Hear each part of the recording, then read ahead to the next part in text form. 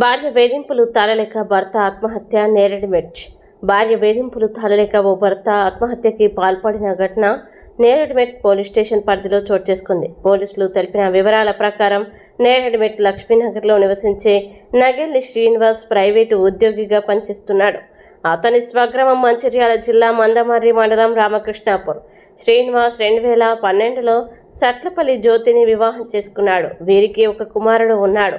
భార్య గ్రూప్స్ పరీక్షలకి సిద్ధం కావడానికి శ్రీనివాస్ ప్రోత్సాహం అందించాడు. తర్వాత జ్యోతి ప్రభుత్వ ఉద్యోగం సాధించి ఎక్సైజ్ నియమితులయ్యింది.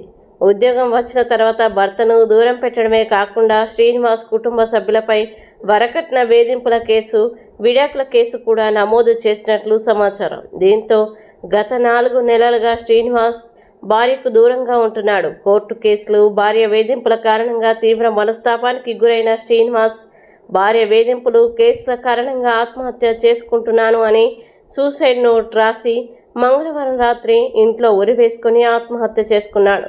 శ్రీనివాస్ సోదరుడు శివకృష్ణ ఇంటికి వచ్చి చూడగా అతను మృతి చెందినట్లు గుర్తించాడు. అనంతరం పోలీసులకి సమాచారం ఇచ్చారు. సోదరుడి ఫిర్యాదు మేరకి శ్రీనివాస్ భార్య జ్యోతి సహా మరో 10 మందిపై కేసు నమోదు చేసి దర్యాప్తు కొనసాగిస్తున్నట్లు పోలీసులు తెలిపారు.